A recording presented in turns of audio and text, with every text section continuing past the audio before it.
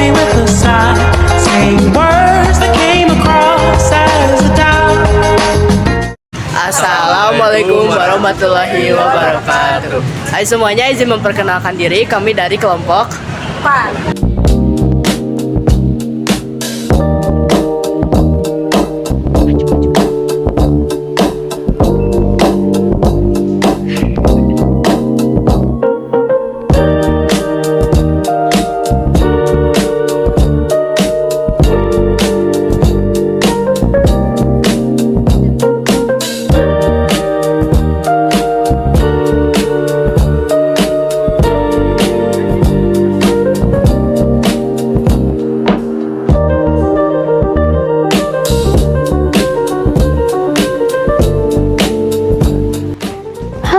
teman-teman pecinta sejarah dan pengetahuan.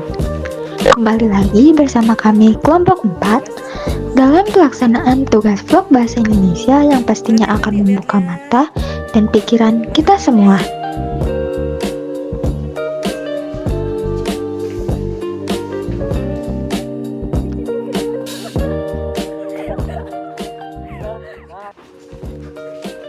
Pernah gak sih kalian berpikir seberapa kuat fondasi suatu bangsa? Jawabannya ada pada sejarahnya. Dan hari ini kita akan menapaki jejak sejarah itu langsung dari jantung kota Bandung di sebuah ikon legendaris, Museum Gedung Sate. Yuk kita telusuri setiap inci kisahnya, karena sejatinya masa depan yang hebat berasal dari pemahaman masa lalu yang kuat. Megah, elegan, dan berwibawa merupakan kesan pertama kami begitu memasuki museum ini. Museum ini berada persis di kompleks kantor Gubernur Jawa Barat. Inilah yang membuat atmosfernya kerasa berbeda. Kita tidak hanya belajar, tapi juga berada di pusat pemerintahan yang bersejarah.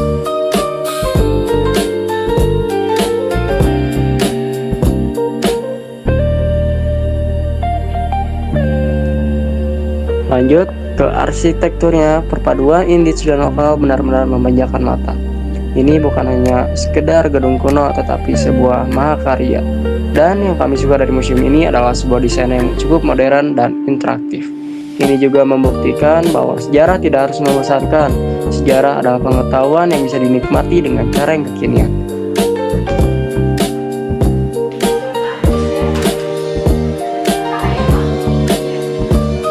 Mari kita masuk ke inti sejarahnya. Jadi, Gedung Sate ini dibangun pada masa kolonial Belanda sekitar tahun 1920.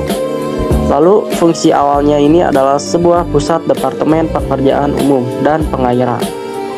Dan nama asli dulunya itu adalah Government's Bedrijf.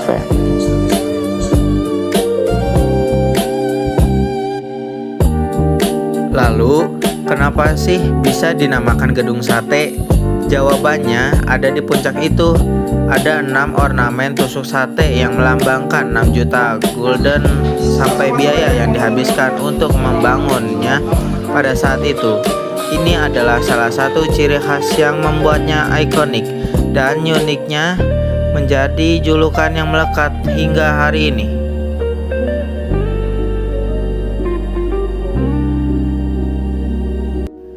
Dan kisah heroik sebenarnya terjadi saat masa kemerdekaan, di mana para pemuda Indonesia gigih mempertahankan gedung ini dari serangan. Mereka berjuang dengan gagah berani. Ini adalah refleksi bahwa setiap bangunan bersejarah punya nyawa, punya kisah perjuangan yang menuntut kita untuk menghargai dan melanjutkannya.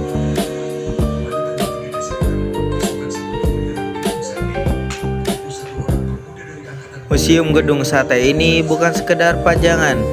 Kita bisa mencoba simulasi pembangunan gedung ini secara virtual. Ada teknologi augmented reality yang membuat sejarah terasa hidup dan bisa disentuh.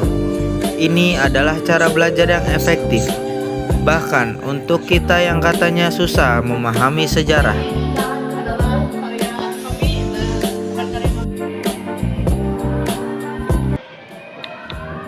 Dari semua yang kami lihat, kami menyimpulkan satu hal seperti kepemimpinan adalah estafet, bukan perebutan. Di sini kita bisa melihat bagaimana para pemimpin Jawa Barat silih berganti. Semuanya berkontribusi membangun negeri. Setiap dari mereka meninggalkan jejak kebijaksanaan.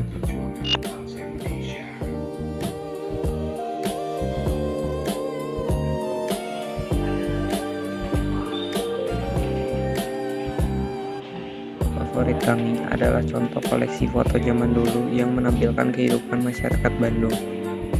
Melihatnya membuat kita sadar betapa jauhnya kita telah melangkah dan betapa cepatnya perubahan itu terjadi.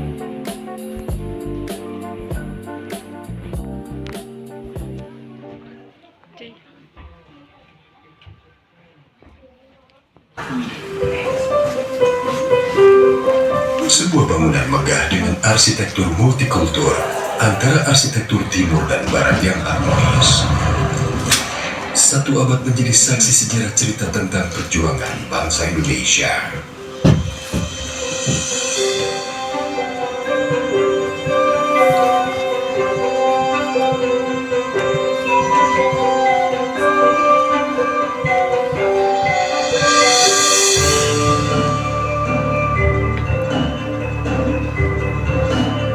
Bangunan itu akrab disebut Gedung Sate.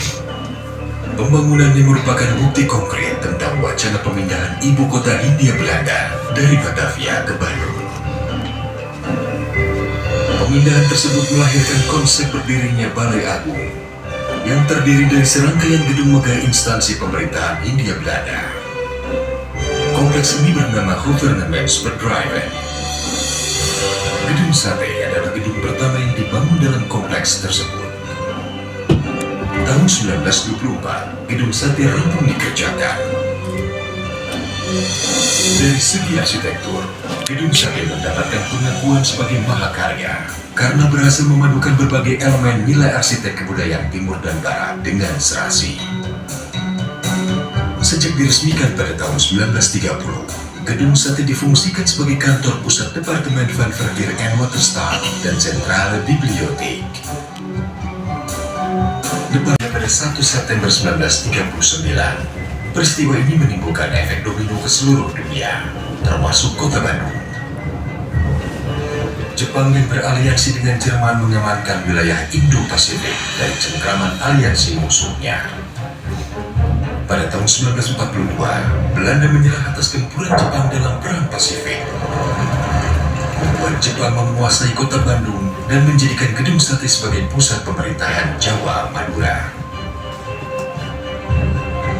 Sedangkan jawatan Departemen van Verkeer en Waterstaat dirubah menjadi Kotubu Bonsitsu, sebuah instansi milik Jepang yang berfungsi sama. Sejak itu, istilah pekerjaan umum lazim digunakan sampai sekarang.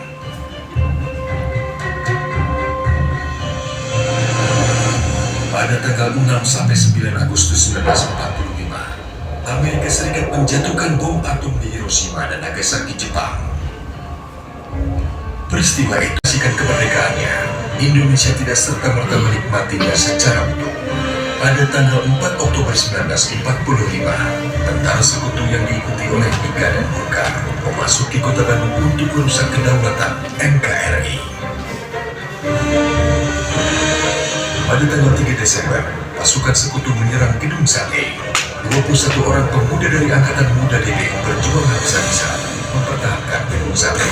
Sebagian besar terluka berat dan 7 orang dinyatakan hilang.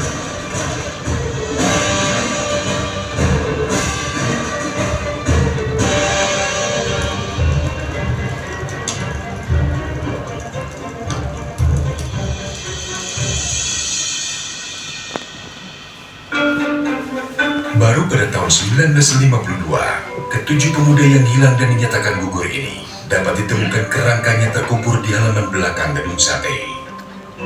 Kerangka ini kemudian dipindahkan ke Taman Makam Pahlawan Cikutra. Ketika Insinyur Hadi Juanda menjabat sebagai Menteri Pekerjaan Umum, tanggal 3 Desember ditetapkan untuk diperingati sebagai Hari Kebaktian Pekerjaan Umum.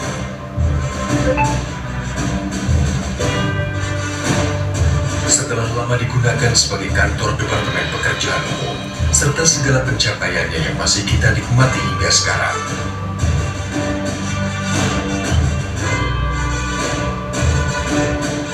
Tahun 1980, Gubernur Jawa Barat Aan Kunaifi memindahkan kantor Pemprov Jabar dari Gedung Kertamukti di Jalan Braga ke Gedung Sate. Dan sejak saat itu, Gedung Sate identik dengan pusat pemerintahan Provinsi Jawa Barat. Pada tahun 2017, Gedung Sate mendapatkan status sebagai bangunan cagar budaya nasional dari Kementerian Pendidikan dan Kebudayaan Republik Indonesia.